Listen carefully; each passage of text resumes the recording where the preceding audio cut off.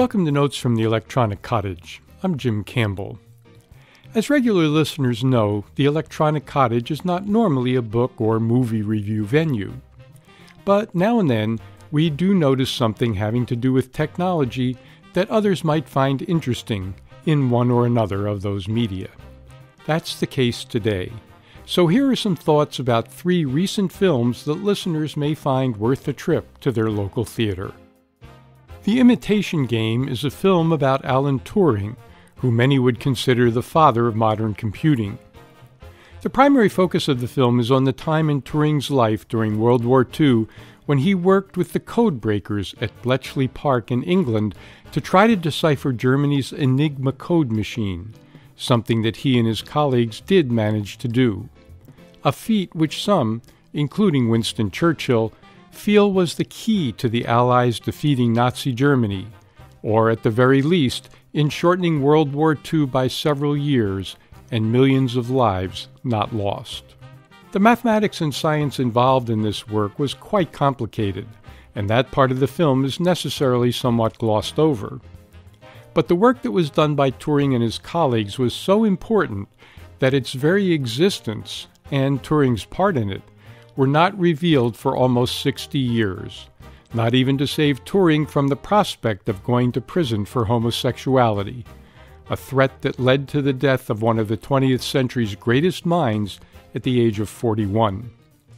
60 years after his death, his contributions to winning World War II were made public, and the Queen of England granted him a pardon for his conviction as a homosexual. But no one can tell what other contributions he might have made to mathematics and science and computing had he lived. Some great thinkers like to puzzle out problems by themselves. Albert Einstein was one. Some like to gather others around them and work with colleagues. Niels Bohr is a good example. Turing was certainly of the former type and desperately lacking in social skills. Today he might even have been considered autistic. The Imitation Game focuses a good bit on Turing's confusion about how to act as a member of a team. But however lacking in the ability to get along well with people, there's no question about his greatness as a mathematician and scientist. Interestingly, he was also a great runner, another field in which one can excel as an individual. Although the film doesn't mention it, he was ill on the day that he tried out for the British Olympic team after the war. What might have happened if he'd made that team and brought home a medal for Britain? We'll never know, but that public achievement may have saved him, which his work in helping the Allies win the war could not, because no one could know about it during his lifetime or for decades afterwards. Another film that focuses on a scientific hero is The Theory of Everything, a story about the life and loves of Stephen Hawking. As a young graduate student, Hawking was diagnosed with ALS and told that he had 2 years to live.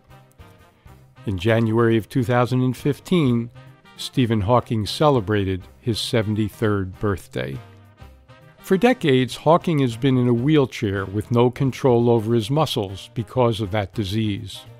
These days he communicates thanks to an amazing piece of technology that allows him to control a computer with a twitch of a facial muscle, about the only muscle control he has left.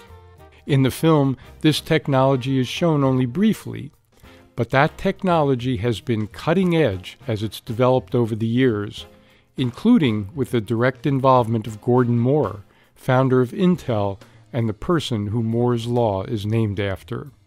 While circumstances cut short the life of Alan Turing so that we'll never know what the world missed, Stephen Hawking's life is a sort of inverse mirror.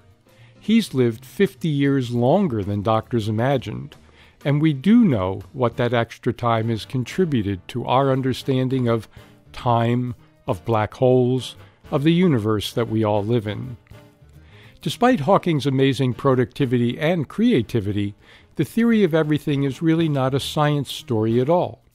It's a love story, with science creeping in around the edges. The movie is based on a book written not by Hawking, but by his first wife, Jane. The movie tugs at the heartstrings in all the best ways. If it were a story about a cattle farmer or a cable lineman, it might be just as poignant. But it's not about one of those folks. It's about one of the finest minds of the 20th century who happened to be trapped in a body that most people would have been happy just to survive in. Instead, we now have Hawking radiation. We have a brief history of time. We have rich additions to our understanding of the universe based on his work that continues to this day. The final film of the three is a documentary about another person who's had a huge impact on our lives and culture. Not yet, and perhaps not ever, for his contributions to science or technology, but because of his technical expertise and is willing to reveal to the rest of us what we otherwise would never have found out about. The film is Citizen4, and its subject is Edward Snowden. Whether history sees him as a hero, like Turing or Hawking, is not clear now. But this film provides an opportunity for us to spend a good bit of time with him and to perhaps make a personal judgment about his morals, his intentions, as well as about the social and political impact of the revelations about mass surveillance and lying government officials that he brought to our attention. The footage in the movie was filmed over 8 days that Edward Snowden spent with 3 reporters in a hotel room in Hong Kong. Laura Poitras was one of those reporters, and she happens to also be a filmmaker, which is why this footage exists. Will this film convince us that we may one day feel that Snowden has done a service to us all, as Turing and Hawking have? Probably not, but it will certainly paint a picture of a man who is not crazy, not just out for himself, and who is extremely thoughtful and competent. So there we have it. 3 films about 3 tech topics told as stories about 3 individual people. Here at the Electronic Cottage, we were glad to have had the opportunity to see all of them and are richer for it, because, after all, trying to understand the impact that technology has on our lives is what it's all about, here on this and on future editions of Notes from the Electronic Cottage.